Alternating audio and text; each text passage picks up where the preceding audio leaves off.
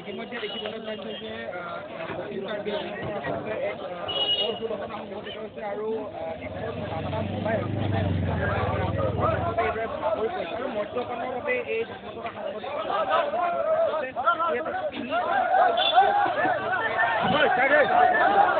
বৰ্তমান দৃষ্টান্ত দেখা গৈছে